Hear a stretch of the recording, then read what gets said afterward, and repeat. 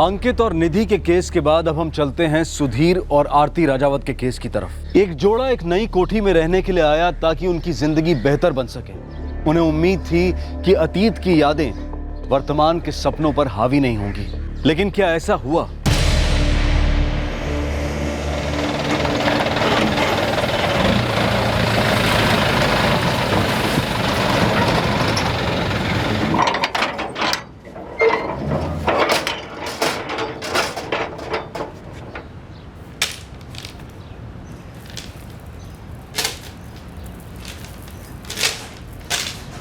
अरे भाई साहब, आप चूल्हा यहाँ कैसे रख सकते? किचन का सामान किचन में रखिए ना। कितनी बार संभालूंगी मैं?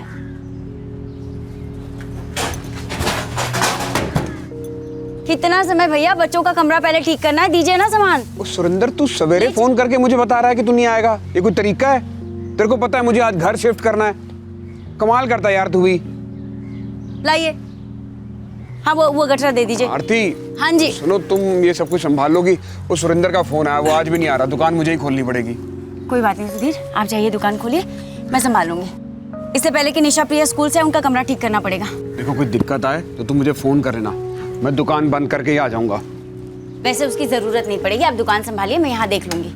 हाँ, शायद खाना बनाने का टाइम ना मिले तो आते समय कुछ पैक करवा लाइएगा। ठीक है, ये सारा सामान अच्छी तरह से संभलवा के जाना। हाँ जी बाजी। हाँ चंगा जी, चलता हूँ। हाँ जी, जल्दी करिए।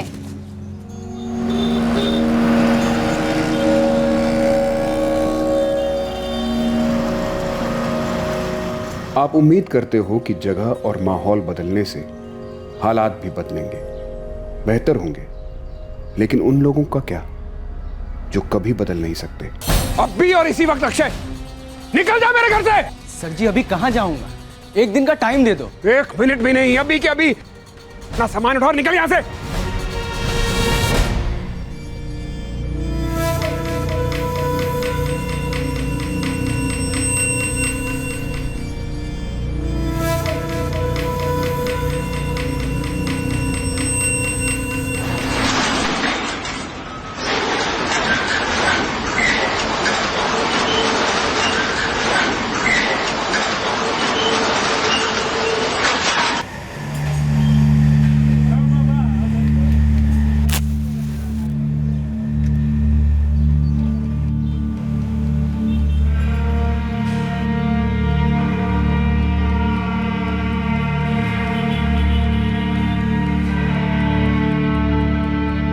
मेरा परिवार ही मेरी जिंदगी है। मेरी बीवी आरती और मेरी बेटियां निशा और प्रिया। एक पिता को या एक मां को और क्या चाहिए? उनके बच्चों के लिए खुशहाल जिंदगी और अच्छी परवरिश। बेटा, कैसा लगा आप दोनों को अपना नया कमरा? रूम सेट कर लिया ना? हाँ पापा, मेरे स्कूल से आने से पहले ही मम्मी ने रूम सेट कर दिया था और ये रूम पहले वाले से भी ज्यादा बड़ा है। पापा, मुझे निशा दीदी की तरह बड़ा स्टडी टेबल चाहिए। अभी मैं फर्स्ट स्टैंडर्ड में पहुंच गई हूँ ना, इसलिए मुझे ढेर सारे होमवर्क मिलते हैं। आप थोड़े बड़े हो जाओ, फिर आपके लिए भी बड़ा सा स्टडी टेबल ले आएंगे। लो जी, आते ही डिमांड शुरू। खाना खाओ। आरती जी। मैं सोच रहा था कि 1 आध साल में पैसे जमा करके शहर के बीच में ही मकान ले लेंगे। वहां से मेरी दुकान और बच्चों का स्कूल पास हो जाएगा। आके 1 दिन भी नहीं हुआ, अभी तक सामान भी सेट नहीं हुआ और आप यहाँ से जाने की बातें करने लगे। पापा, मुझे ये घर बहुत अच्छा लगा। नहीं पापा, मुझे पहले वाला घर अच्छा लगता था। पापा, हम लोग यहाँ पे क्यों आए?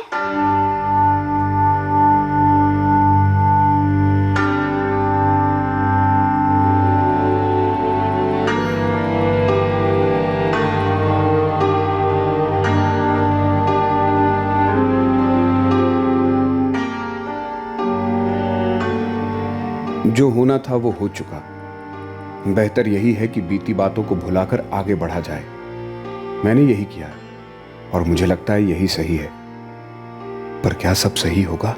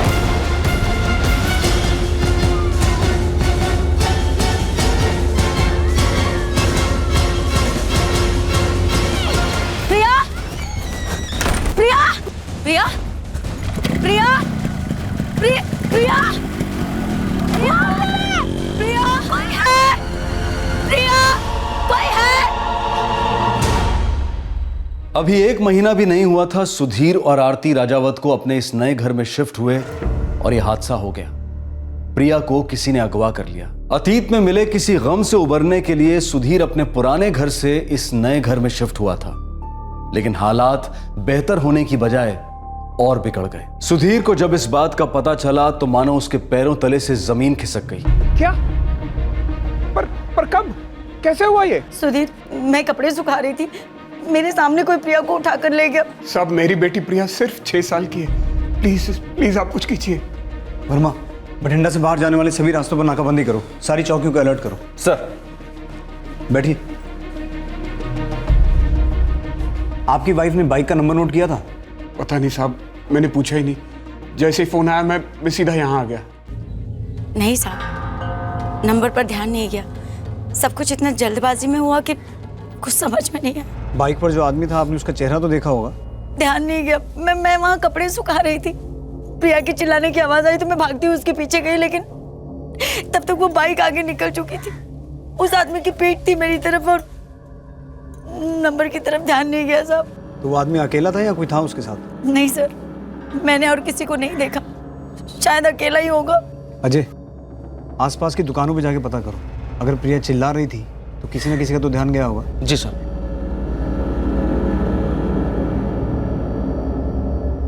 बेटा, आप कहाँ थे उस वक्त? आपने घर के आसपास किसी को देखा था? ये अंदर बैठकर पढ़ाई कर रही थी सर। देखिए, हमें प्रिया को ढूंढने में आसानी होगी अगर आप सब कुछ हमें साफ साफ बताएंगे। आपकी किसी के साथ कोई दुश्मनी या ऐसा कोई जो ऐसी हरकत कर सकता है? नहीं साहब, मैं तो एक छोटी सी दुकान चलाता हूँ, गाड़ियों के स्पेयर पार्ट्स की। मेरी किसी के साथ क्या दुश्मनी हो सकती है? मेरी प्रिया को ढूंढ लीजिए सर। पता नहीं मेरी बच्ची कहाँ होगी, किस हाल में होगी। हाथ जोड़ती हूँ, मेरी बच्ची को ढूंढ दीजिए।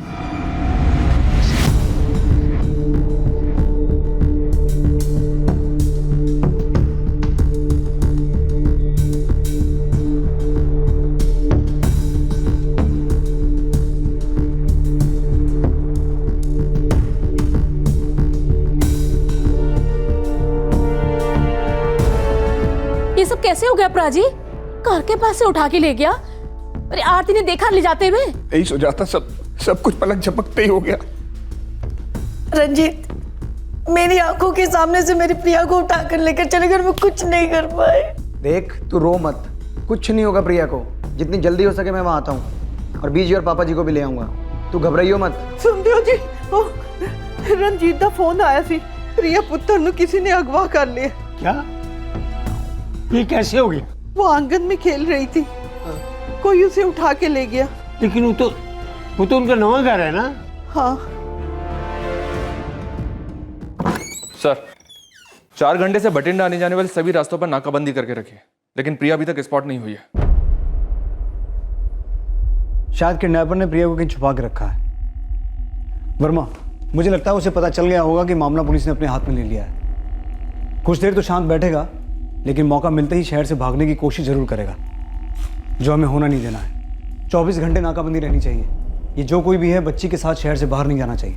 सर, घर के आसपास की दुकानों से कुछ पता चला? जी नहीं सर, दरअसल दोपहर का टाइम था, इसलिए ज्यादातर दुकानें बंद थी। अजय शाम को फिर से दुकानदारों से बात करना शुरू करेगा। सभी दुकानदारों से पूछताछ करो, किसी ना किसी की नजर में तो जरूर आए होंगे। सुधीर और आरती के फोन भी टैप करो। अगर ये किडनैपिंग पैसों के लिए हुई है तो फिरौती का कॉल कभी भी आ सकता है।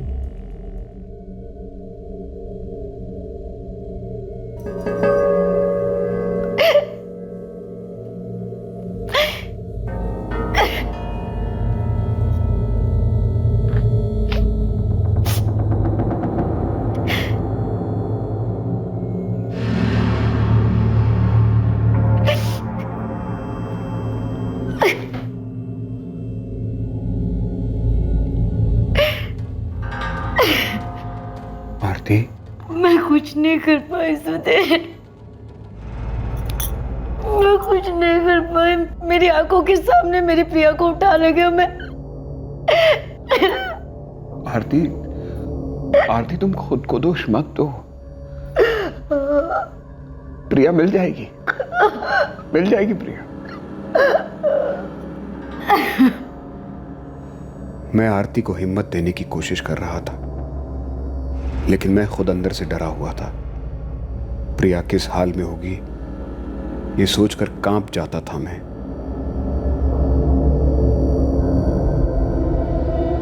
फिरौती के फोन का इंतजार हो रहा था पर कोई फोन नहीं आया। क्या इरादा था किडनैपर का, यह बात अभी तक साफ नहीं हुई थी। क्यों निशाना बनाया गया था एक 6 साल की मासूम बच्ची को? अगले दिन सुबह एक सुराग मिला, लेकिन इस सुराग के साथ कई नए सवाल भी खड़े हुए।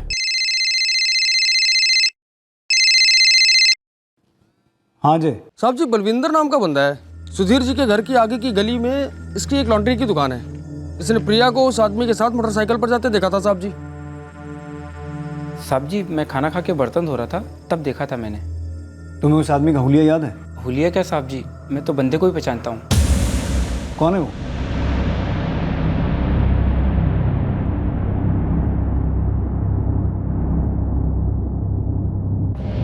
जी वो अक्षय गुप्ता था, प्रिया पुत्र को बाइक पे लेके जा रहा था। अक्षय गुप्ता? प्रिया चिल्ला रही थी? मैंने चिल्लाने की कोई आवाज़ नहीं सुनी। देख के लग नहीं रहा था कि किडनैपिंग हो रही है। तुम अक्षय गुप्ता को कैसे जानते हो? साहब जी, अक्सर मेरी दुकान पे कपड़े प्रेस करवाने आता था वो। उसी मोहल्ले में रहता है? जी, उसी मोहल्ले में रहता था। सुधीर जी का किराएदार था वो, उनके पुराने मकान में। सर आप क्या कह रहे हैं? ऐसा कैसे हो सकता है? ऐसा ही है सुधीर जी। आपके पुराने किराएदार ने ही आपकी बेटी को अगवा किया है। हमारे पास आई विटनेस है। नहीं सर, अगर ऐसा होता तो आरती ने उसे पहचान लिया होता। देखिए, आरती जी ने उसे पीछे से देखा था, तो हो सकता है ठीक से ना पहचान पाई हूँ। आप एक काम कीजिए, जितना जल्दी हो सकता है यहाँ आ जाइए। जी सर। क्या क्या कहा उन्होंने? पुलिस का कहना है कि लॉन्ड्री वाले ने बाइक पर अक्षय को देखा है प्रिया के साथ। अक्षय? नहीं सुधीर, वो अक्षय नहीं हो सकता। पीछे से ही सही, पर मैंने उसे देखा था। अक्षय होता तो मैं उसे पहचान लेती। नहीं सुधीर, वो पक्का अक्षय नहीं था।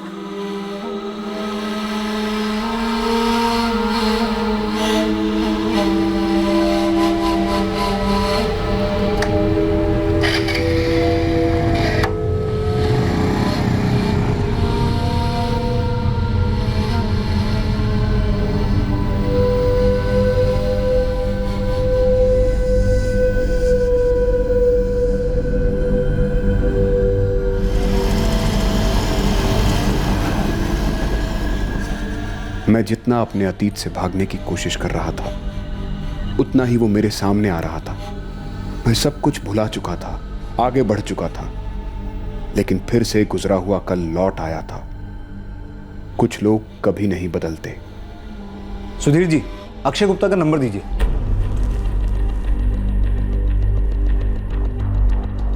जी, ये 2 महीने पहले तक यही उसका नंबर था।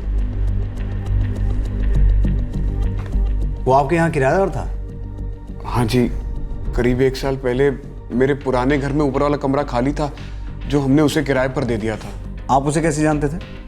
जी, मेरा एक दोस्त उसे मेरे पास लेकर आया था, गुरदास। सुधीर, ओ भाई तू बोल रहा था किराएदार चाहिए ना तेरे को? हाँ। और ले भाई मिल, ये बंदा अक्षय गुप्ता। सत श्री अकाल जी। सत श्री अकाल जी। ओ, कुर्सी पढ़ लो। ओ भाई 2-3 हफ्ते पहले ही फरीदाबाद से आया है, बॉटलिंग की फैक्ट्री में काम करता है। ओ भाई आगे अपने बारे में बता दे वीरे। जी वो कुछ दिनों पहले ही काम शुरू किया है। अभी तनख्वाह तो ज़्यादा नहीं है, पर सीखने को बहुत मिल रहा है। अगर मेहनत से काम करता रहा तो आगे तनख्वाह भी ज़्यादा मिलने लगेगी।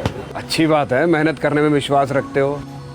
जी वो किस्मत का ताला तो मेहनत की चाबी से ही खुलता है। कल से आ जाओ रहने, घर के ऊपर एक कमरा है। जी, पर वो किराया कितना होगा जी? किराए की फिक्र ना करो, जितना तुम दे पाओगे उतना ही होगा। थैंक यू जी। 2 महीने पहले उसने आपका घर छोड़ दिया? जी। और उसके 1 महीने बाद आपने भी अपना घर बदल लिया? जी। अक्षय चला गया था या आपने उसे घर से निकाल दिया था? जी मैं... देखिए सुधीर जी, अगर अक्षय ने ये किडनैपिंग की है तो उसकी कोई वजह होगी। कुछ ना कुछ तो हुआ होगा आप लोगों के बीच। नहीं सर, ऐसा कुछ भी नहीं हुआ था। जरूर आप ही को कोई गलत फहमी हुई है। और फिर मेरी पत्नी ने उस आदमी को भागते हुए देखा था और उसका कहना है कि वो अक्षय नहीं था। लॉन्ड्री वाले बलविंदर का कहना है कि जब अक्षय आपके घर किराए पर रहता था तो उसकी दुकान पर कपड़े प्रेस करवाने के लिए आता था। वो भी उसे अच्छी तरह से पहचानता है। हो सकता है आपकी बीवी को गलतफहमी हुई हो। सुधीर जी, अगर हम ये मान के चलें कि अक्षय ने ये किडनैपिंग की है तो उसकी 2 ही वजह हो सकती हैं। या तो आपसे पैसे ऐंठने के लिए या फिर आपसे बदला लेने के लिए।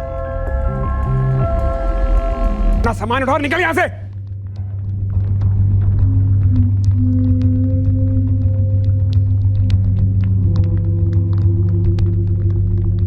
बदला? लेकिन किस बात का? अक्षय हमारा घर 2 महीने पहले छोड़कर चला गया था, वो अचानक किस तरह आएगा? वो भी ऐसा कुछ करने, मुझे नहीं लगता। ठीक है, आप जा सकते हैं अभी। जी।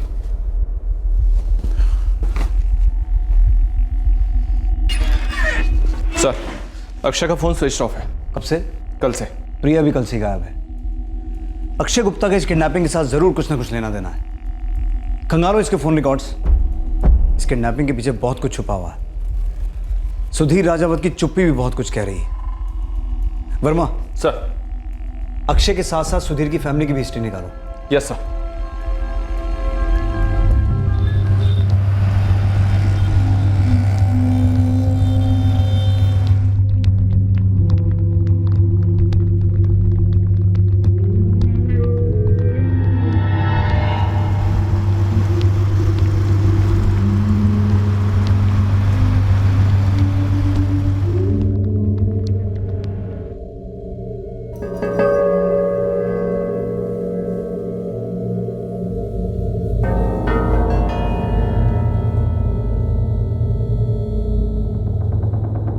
बाय रिया, कल मिलते हैं।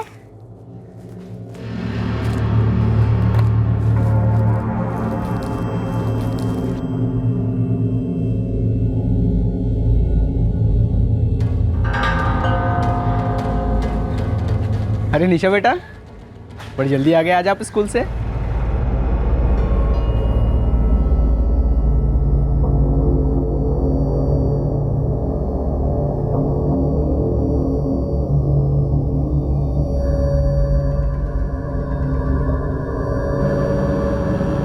हाँ जी, सारे पार्ट सवेरे तक पहुंच जाएंगे जी।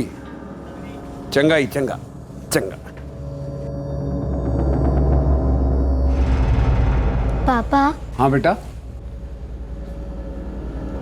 आपसे एक बात कहूं? हाँ बेटा, बैठना। बोल ना बेटा, क्या बात है?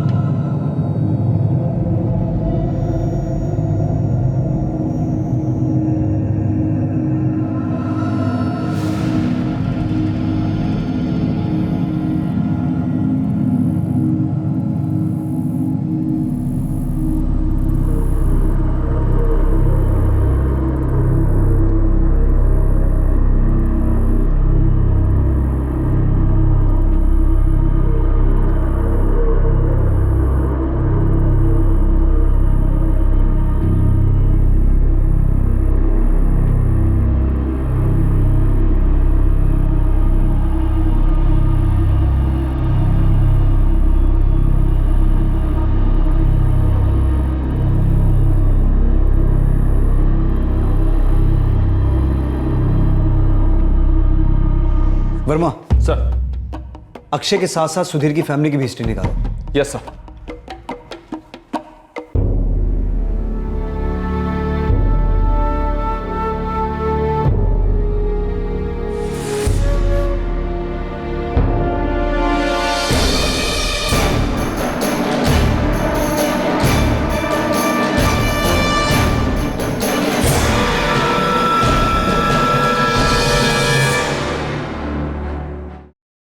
मैं आपसे कितनी बार कहूं सुधीर, वो अक्षय नहीं था। आरती, हमारे यहां आने के बाद अक्षय कभी यहां आया था? क्या कहा आपने? नहीं, आपको मुझ पर भरोसा नहीं? आरती, तुम कुछ और कह रही हो, पुलिस कुछ और कह रही है। मेरी समझ में नहीं आ रहा कि मैं क्या करूं। मेरी बेटी मुसीबत में है। सुधीर, प्रिया मेरी भी बेटी है।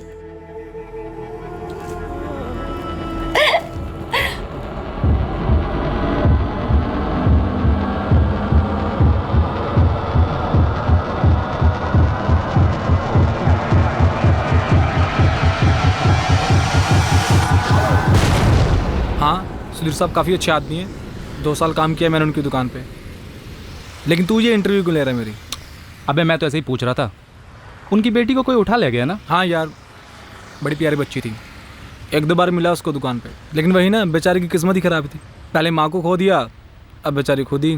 माँ को खो दिया और नहीं सलीम पाई?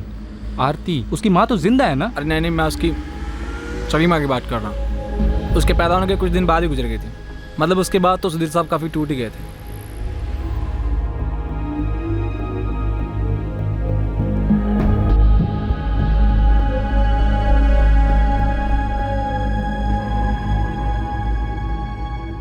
सॉरी जी, मैं अपनी जिम्मेदारी अधूरी छोड़कर जा रही हूँ, पर मुझे पता है आप प्रिया का अच्छे से ख्याल रखेंगे। प्रिया का ख्याल तुझे ही रखना है, कुछ नहीं होगा तुझे, बस तू आराम कर, सब ठीक हो जाएगा। प्रिया की अच्छे से देखभाल हो। आप मेरी एक बात मानोगे? आप दूसरी शादी कर लेना, आपको सहारा भी मिल जाएगा और प्रिया को माँ। आप दोनों खुश रहो, और मुझे क्या चाहिए?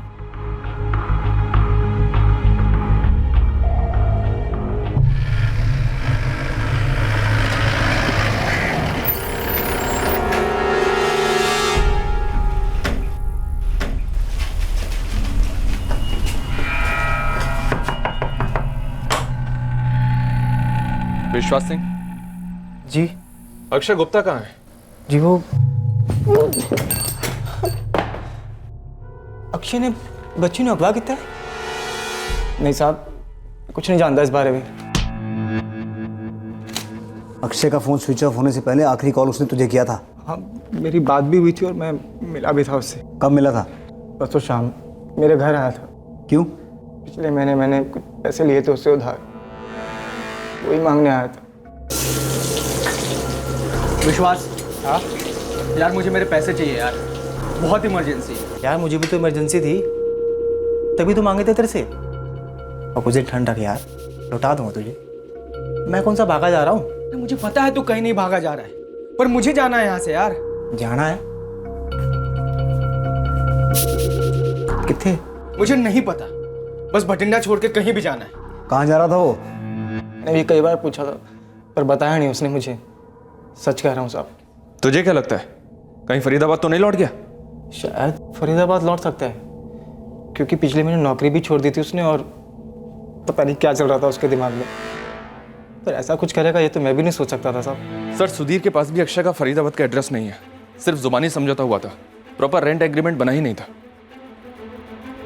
वर्मा, इस केस में मुझे एक बात बहुत अटपटी लग रही है कि किडनैपर को सिर्फ 2 लोगों ने देखा, बलविंदर और आरती। बलविंदर दावे के साथ कहता है कि वो अक्षय ही था, लेकिन आरती कहती है कि वो अक्षय हो ही नहीं सकता। सर, 2 महीने पहले अक्षय उनका घर खाली करता है और कुछ दिनों बाद रजावत फैमिली भी उस घर को छोड़कर कहीं और शिफ्ट हो जाती है। मुझे नहीं लगता है सर कि अक्षय और रजावत फैमिली के बीच सिर्फ एक किराएदार और मकान मालिक का रिश्ता था।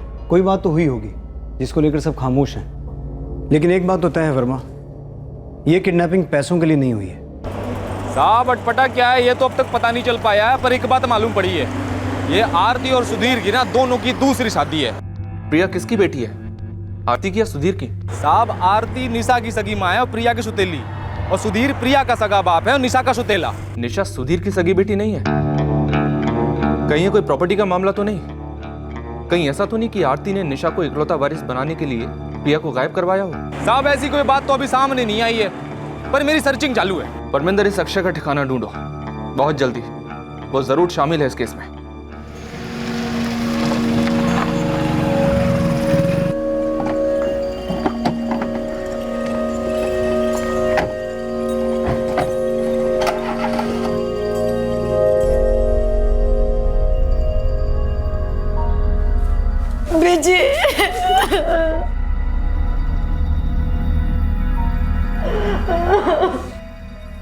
पुलिस को कुछ पता चला प्रिया के बारे में? पुलिस वालों का कहना है कि प्रिया को अक्षय उठा के ले गया है। अक्षय? वो आपका किराएदार? पर पुत्र, तू तो कह रही थी तूने उस बाइक वाले को पहले कभी देखा ही नहीं था। जितना मुझे ध्यान है वो अक्षय नहीं था, कोई और था पापा जी। पर अक्षय ऐसा क्यों करेगा? वो तो किराएदार था ना आपका। पता नहीं, मुझे कुछ नहीं पता।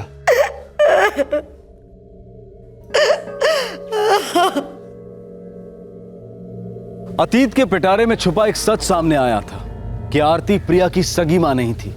सुधीर की पहली पत्नी और प्रिया की सगी मां प्रिया के पैदा होने के कुछ ही दिनों बाद गुजर गई थी। अपने अपने हमसफर को बीच रास्ते में खो चुके आरती और सुधीर 4 साल पहले शादी के बंधन में बंधे थे और दोनों को उनके परिवार वालों ने ही मिलवाया था। सतगुरु होए दया। तुमने तो मेरे दिल दी गल कह दी थी सुजाता। मैं रोज वाहेगुरु से यही प्रार्थना करती हूँ कि मेरी आरती पुत्र दा घर फिर से बस जाए। मैं भी यही चाहती हूँ कि मेरे सुधीर भरा जी अकेले न रहे। प्रिया भी छोटी है। जैसा तुमने कहा है, अगर वो सच हो जाए तो मेरी आरती पुत्र और तुम्हारे भाई सुधीर का घर फिर से बस जाएगा। मैं भी सुधीर भरा जी नाल गल कर दिया। आप भी ना आरती ने पूछ लो। आरती पुत्र, तेरी उम्र ही क्या है? 30 साल भी पूरे नहीं किए। आगे सारी जिंदगी पड़ी है तेरे सामने। पुत्र, निशा के बारे में सोच।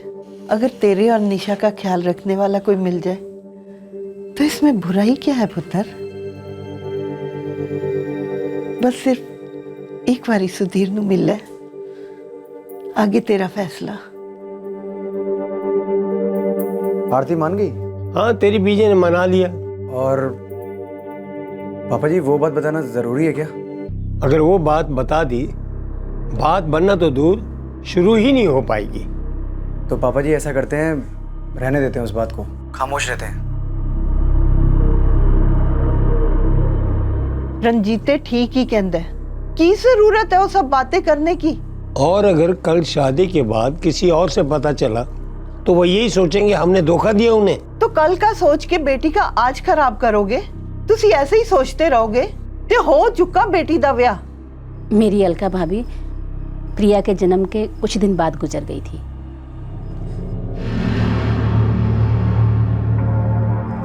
आरती ने शादी के 7 साल बाद ही अपने पति को खो दिया। समरजीत नाम था उसका। कार एक्सीडेंट हुआ था उनका और वहीं उनकी मौत हो गई।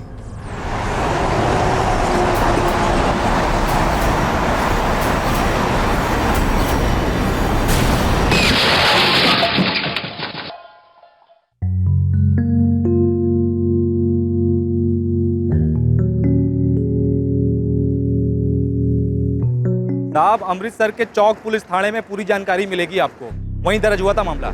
मामला प्रिया से ताल्लुक रखता है? नहीं साहब, उसकी सौतेली मां आरती से।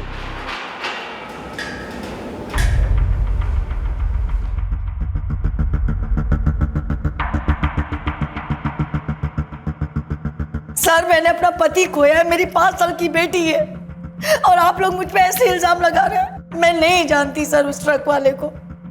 मुझे नहीं पता उसने मेरे पति पे ट्रक क्यों चढ़ाया। लेकिन आपके सास ससुर का कहना है कि वो एक्सीडेंट नहीं था, शायद मर्डर था जो आपने करवाया। मैं साहब, वो मेरे पुत्र के साथ खुश नहीं थी। उसका किसी चीज से जी नहीं भरता था साहब। मांगे खत्म ही नहीं होती थी उसकी। रोज झगड़े होते थे दोनों में। तंग आ गया था जी मेरा पुत्र उससे। हमने लड़की पसंद करने में बहुत बड़ी गलती कर दी। आपको हम पे यकीन नहीं ना, तो आप उसके भाई से ही पूछ लीजिए। वो खुद कितनी बार आया था दोनों में सुलह कराने। उस दिन भी वो जिद करके बैठी थी बाहर जाने के लिए। मेरा पुत्र थका मांदा घर आया था, पर उसकी जिद के आगे वो उसे हार मान कर बाहर लेकर गया था। उसके बाद मेरा पुत्र लौट के घर नहीं आया साहब, और मुझे पूरा यकीन है ये सब आरती ने ही करवाया है।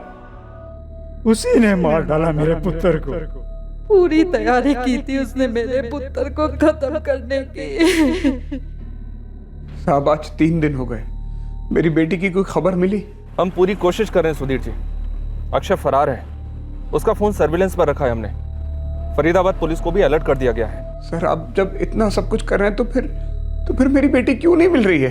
क्योंकि आप बेजुबान हैं और हमें बता नहीं रहे। कि आपके और अक्षय के बीच आखिर रंजिश क्या थी। सर मैंने आपसे कितनी बार कहा है कि अक्षय के साथ मेरी कोई दुश्मनी नहीं थी। मैंने उसे कमरा खाली करने के लिए इसलिए कहा था क्योंकि हम लोग नए घर में शिफ्ट करने वाले थे। और शिफ्ट होने के 2 महीने बाद आपकी बेटी किडनैप हो गई और उसी दिन अक्षय को बाइक पर प्रिया के साथ देखा गया था। अब उसका फोन बंद है। फिरौती के लिए भी आपको कोई फोन नहीं आया। सुधीर जी, क्या आपको अब भी नहीं लगता कि अक्षय ये सब कुछ आपसे अपनी दुश्मनी निकालने के लिए कर रहा है?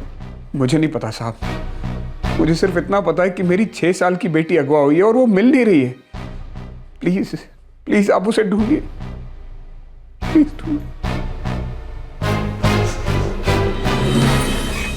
सर, अमृतसर की चौक पुलिस ने आरती को 6 महीने जेल में रखा था। उसके खिलाफ कोई सबूत ना मिलने की वजह से उसे रिहा कर दिया गया। पर सर, समरजीत के माँ बाप इस बात से खुश नहीं थे। उन्होंने फिर से इंक्वायरी की मांग की। लेकिन दूसरी इंक्वायरी के बाद भी यही कहा गया कि वो एक्सीडेंटल डेथ का ही केस था। सर, उस केस में भी आरती पर शक था, पर उसका इन्वॉल्वमेंट नहीं था। हो सकता है इस केस में भी ऐसा ही हो। अब ये तो प्रिया के मिलने के बाद ही पता चलेगा।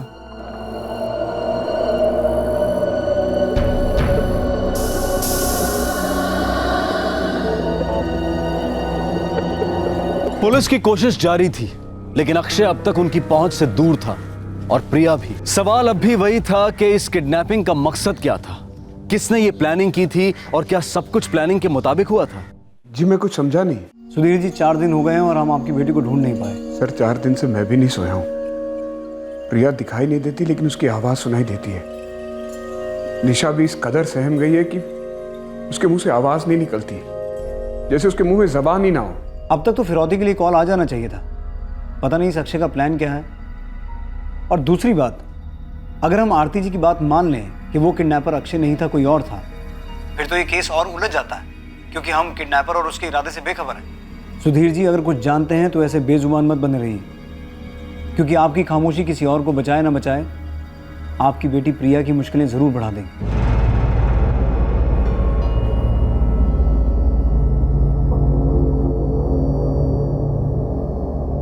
पापा, आपसे एक बात कहूँ? बोल ना बेटा, क्या बात है? पापा, वो अंकल है ना? कौन अंकल? अक्षय अंकल। कुछ कहा है क्या अक्षय अंकल ने? वो रोज घर पे आते हैं। बेटा, अब वो हमारे किराएदार हैं, पेइंग गेस्ट। अब ऊपर वाला कमरा उनका है। जैसे पापा रात को घर पे काम से वापस आते हैं, वैसे ही वो भी काम से घर पर आते हैं। और वो रात का खाना भी तो हमारे साथ ही खाते हैं, मेरे साथ चाय भी पीते हैं। इसमें कुछ गलत नहीं है।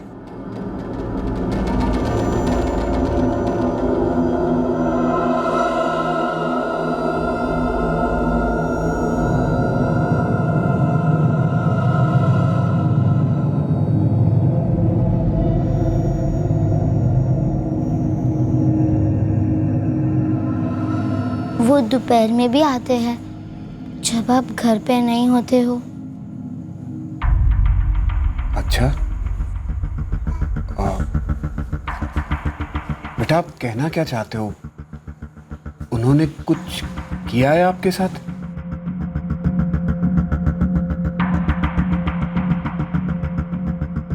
उस दिन मैं बीमार थी, स्कूल नहीं गई थी।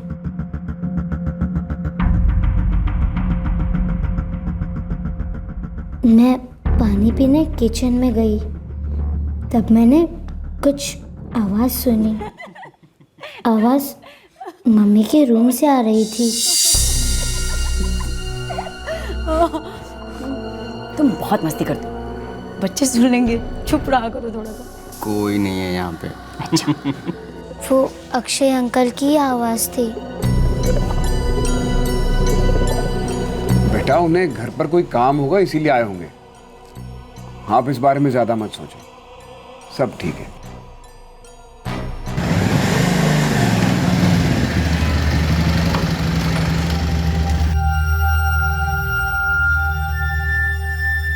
निशा की बात को उस दिन मैंने नजरअंदाज कर दिया, पर 1 हफ्ते बाद मेरी नजरों पे बड़ा पर्दा उठा। मैं उस दिन घर जल्दी आ गया था। निशा और प्रिया स्कूल में थे। तो छोड़ दो ना सुधीर को और चलो मेरे साथ। यहाँ क्या दिक्कत है? तुम जब चाहो तब आ सकते हो, जो चाहो वो कर सकते हो। तुम्हें कौन रोकता है?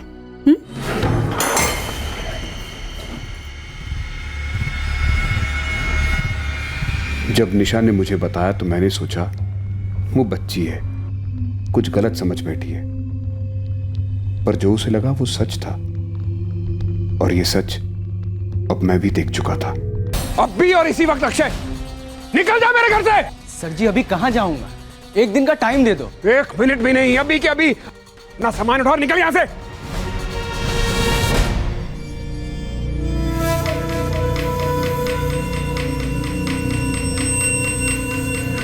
बहुत मना ली रंगरेलियां, अभी तमाशे करना बंद कर दे।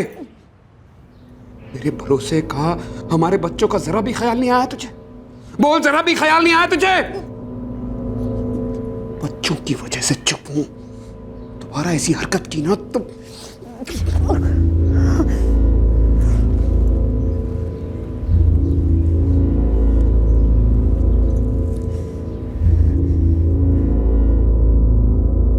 मैंने इस बारे में खामोश रहना ही बेहतर समझा, किसी को नहीं बताया। लेकिन आरती, उसने मेरा गुस्सा प्रिया पर निकालना शुरू कर दिया।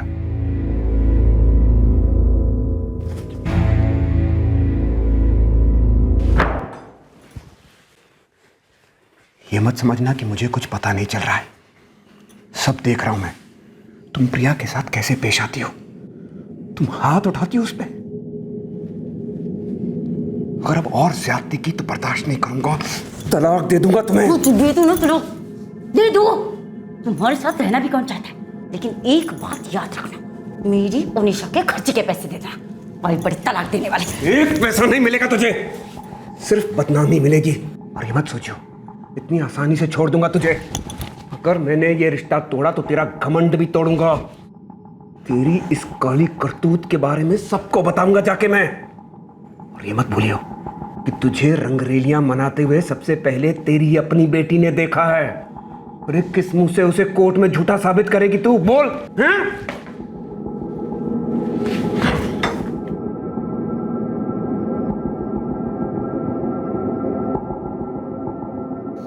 कहाँ देखा?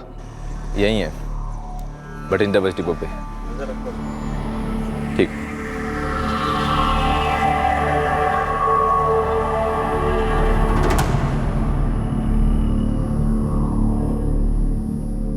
हाथ से जाना नहीं चाहिए। जो कि नजर रखे हुए सर।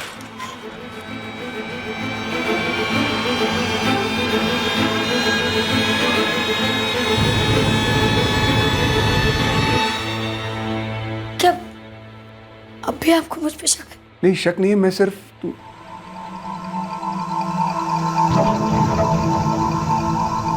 सच बताना आरती, क्या अब भी तुम्हें मुझसे कोई नाराजगी है? नहीं, बिल्कुल नहीं। और जो कुछ भी हुआ था उसे मैं बहुत पीछे छोड़कर आ गई हूँ। मैंने जो किया था सुधीर, मुझे अब भी उस बात का बहुत पछतावा है।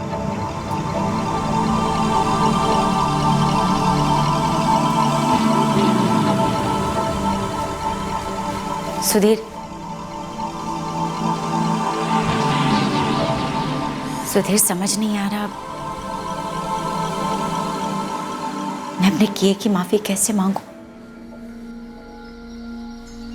भूल नहीं, पाप हुआ है मुझसे।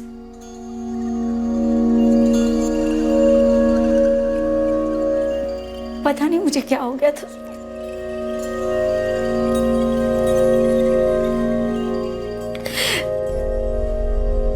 बह गई थी मैं तुमसे झूठ नहीं कहूंगी सुधीर। अक्षय अक्सर मुझे देखा करता था, मुझे भी धीरे धीरे अच्छा लगने लगा। पता ही नहीं चला मैं कब उसकी ओर खींची चली गई।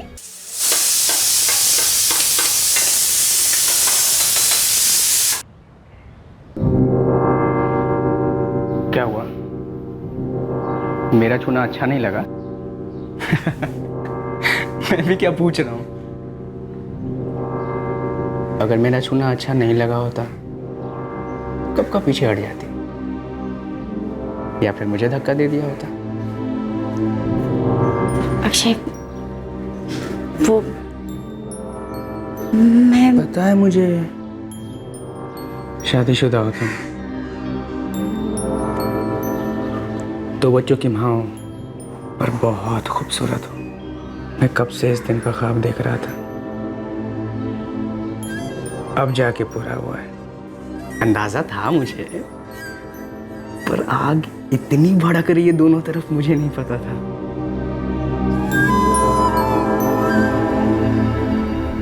गलती हो गई मुझसे सुधीर, पता नहीं क्या हो गया था मुझे। भगवान जाने मैंने आपको क्या क्या कह दिया। शर्म आनी चाहिए मुझे माफ कर दीजिए सुधीर। आरती, माफ कर दीजिए मुझे। माफी मांगने की कोई जरूरत नहीं है।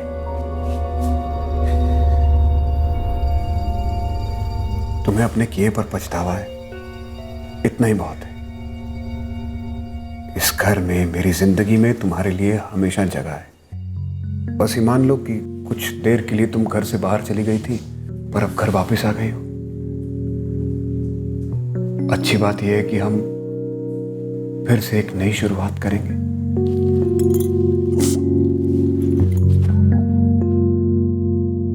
मैं जानती हूँ सुधीर कि दाग मिट जाते हैं पर उसका निशान हमेशा के लिए रह जाता है। जैसी पुलिस ने अक्षय का नाम लिया, मुझे पता था कि उंगलियां मुझ पर भी उठेंगी। और जो कुछ भी मैंने किया है उसके बाद मुझ पे विश्वास करना इतना आसान नहीं होगा आपका। मैं तुम पे शक नहीं कर रहा हूं।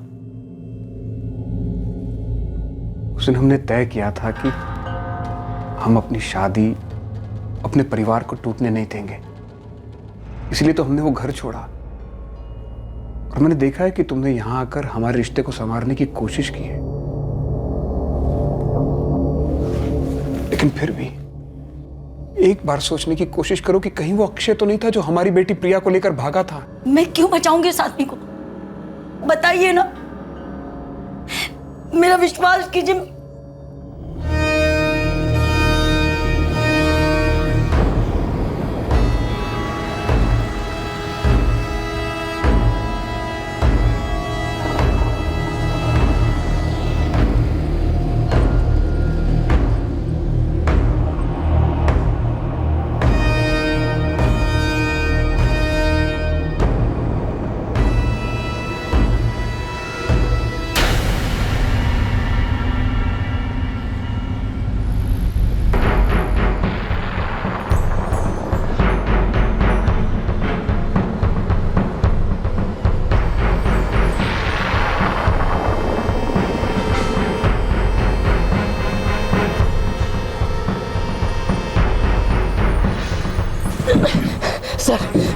सर मैंने कुछ नहीं किया, मुझे नहीं पता प्रिया कहाँ है सर।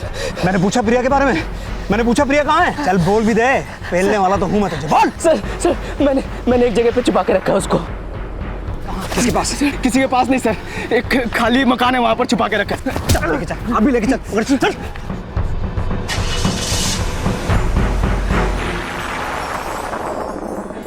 लॉन्ड्री वाले बलविंदर ने खुद देखा था अक्षय को प्रिया को ले जाते हुए। वो झूठ क्यों बोलेगा, वो भी पुलिस के सामने? मुझे नहीं पता सुधीर, मैं सच कह रही हूँ, प्रिया की कसम।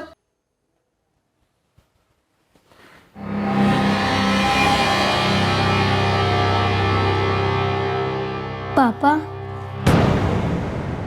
हाँ बेटा।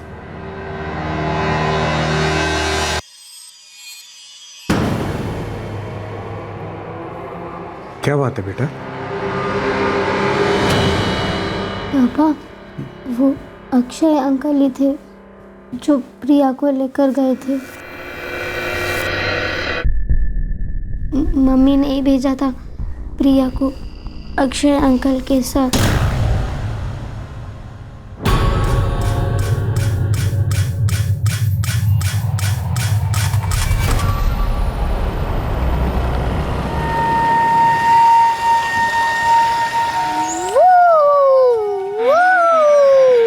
हेलो प्रिया बेटा। हेलो। कैसे हो? ठीक हूँ। प्रिया बेटा, पापा ने तुम्हें बुलाया है दुकान पर, इसलिए अक्षय अंकल तुम्हें लेने के लिए आए। बाइक से जाएंगे? बिल्कुल बाइक से जाएंगे, बहुत मजा आएगा। निशा दीदी को भी लेके चल रहे, मैं अभी उसको बुलाती हूँ। नहीं बेटा, पापा ने तुम्हें अकेले बुलाया है। वो तुम्हें स्टडी टेबल चाहिए था ना, बड़ा वाला, वो दिलाने के लिए। निशा दीदी अभी होमवर्क कर रही है, इसलिए तुम जाओ अंकल के साथ, बहुत मजा आएगा बाइक पे। चलो पापा के पास। बहुत मजा आएगा। बहुत मजा आएगा, चलो।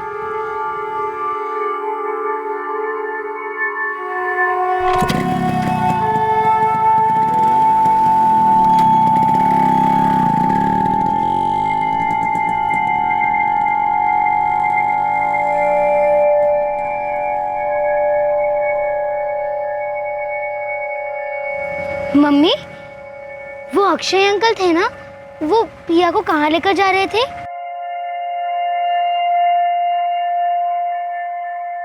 पापा, मम्मी मुझे रोज डराती थी, कहती थी अगर मैंने आपको बोला तो वो मुझे मार देंगी। मैं मार दूंगी तुझे? सुधीर, ये लड़की झूठ बोल रही है, किसी ने भड़काया है इसे। इसकी बात पे विश्वास मत करना। क्यों झूठ बोल रही तू? पापा, मैं झूठ नहीं बोल रही हूँ। अक्षय अंकल 2-3 बार घर पे भी आए थे, मम्मा अभी भी उनसे बात करती है। मैं कह रही हूँ लड़की पागल हो गई है, दिमाग खराब हो गया इसका। हेलो सुधीर जी, अक्षय मिल गया है। प्रिया मिल गई? जी मिल गई, पर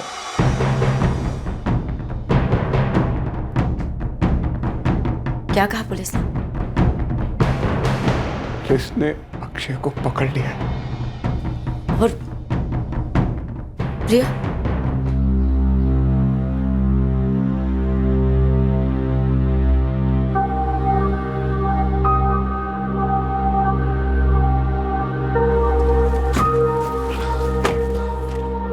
कहाँ है?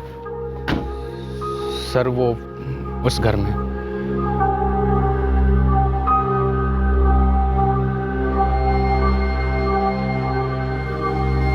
खोल।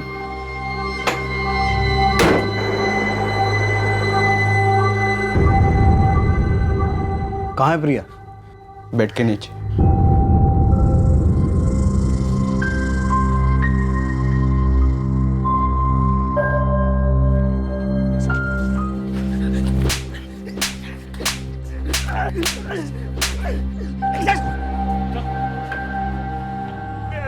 बात क्या है जी? हुआ क्या? क्या किया आरती ने? क्या हुआ सुधीर? क्यों मार रहे हो इसे? निशा पुत्र, क्यों है बेटा? नानी, मम्मी ने सब कुछ किया है। क्या? मम्मी नहीं किया है। बीजी मैंने कुछ नहीं किया। जरूर इस लड़की को किसी ने कुछ खिला दिया। क्यों झूठ बोल रही बेटा? मैंने कुछ नहीं किया। उसे उसके साथ भेजा गया था और वो अपनी माँ के भरोसे चुपचाप उसके साथ चली गई, बिना शोर मचाए, जैसा हमें बलविंदर ने कहा था। क्या मिला उसे मेरी बच्ची को मार के? पहले मारने का प्लान नहीं था, लेकिन बाद में प्लान बदल गया। 1 मिनट। हाँ वो ठीक है, पर ये तो बता फोन कब करना है पैसों के लिए? अभी नहीं, यहाँ सब कुछ उल्टा हो गया है। जैसे ही मैंने सुधीर को बताया, वो सीधे पुलिस स्टेशन चले गया कंप्लेन लिखवाने के लिए। अबे ये क्या हो गया? अरे तूने तो कहा था कि क्या कहा था उसे छोड़ो और आगे क्या करना वो सोचो। अभी फिरौती मांगना रिस्की हो सकता है हमारे लिए। अगर किसी को पता चला ना कि प्रिया का किडनैप तुमने किया है, तुम्हारे साथ शक मुझ पे भी जाएगा। अब पता तो चलेगा ही ना। निशा ने भी देखा था मुझे उसको ले जाते हुए, वो तो बोल ही देगी ना जाके। और ये उसकी चिंता नहीं है मुझे। तो मेरी चिंता है क्या? मैं क्या करूं? पैसे तो मिलने से रहे, भाग जाओ यहाँ से। पर इसका क्या करूं? प्रिया ने भी देखा है मुझे, क्या करूं उसका बता? यहाँ पर मैं सब संभाल लूंगी, लेकिन इस प्रिया का बंदोबस्त तुझे ही करना होगा। मतलब? मार दे उसे। आरती, हमारा प्लान सिर्फ पैसे हटने का था, किसी को मारने का नहीं था। कोई रास्ता नहीं है हमारे पास। अगर प्रिया वापस आई ना, तो उसकी किडनैपिंग के इल्जाम में तू जेल के अंदर होगा और मैं घर के बाहर।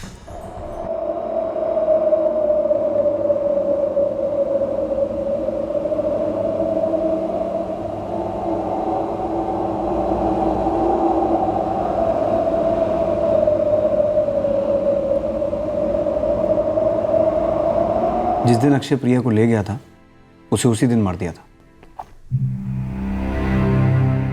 आरती ने किया है ये सब।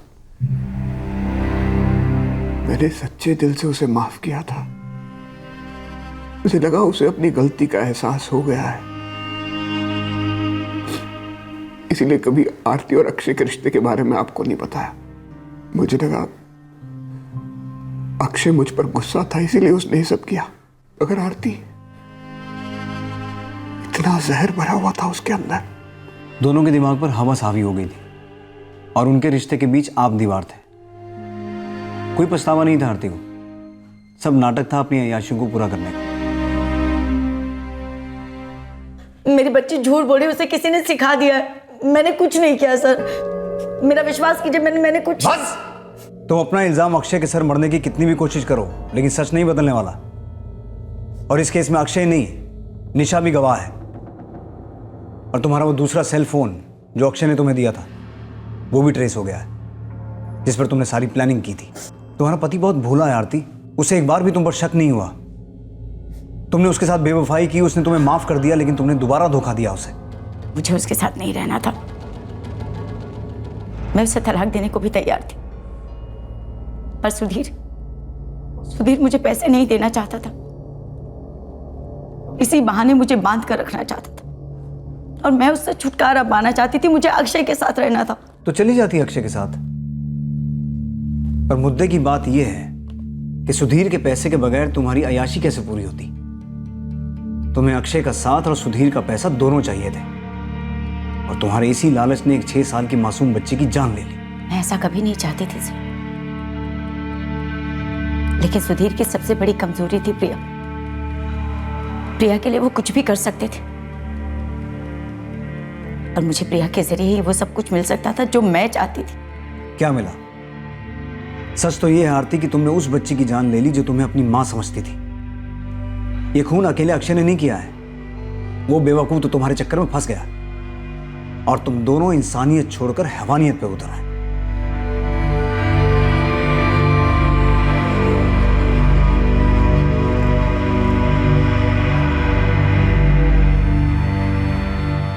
सुधीर जी, आपको शादी से पहले आरती के बारे में सब कुछ बताया गया था? मेरा मतलब है उसके पहले पति की मौत के बारे में।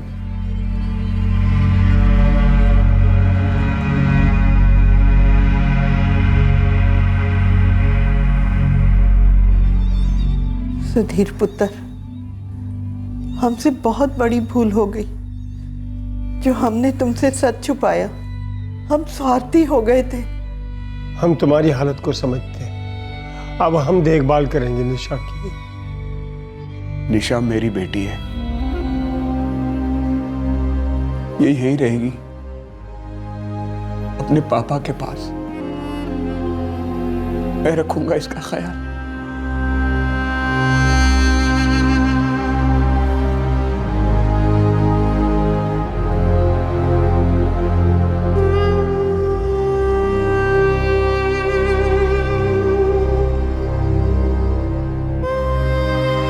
मुझे आरती को अक्षय के साथ जाने देना चाहिए था।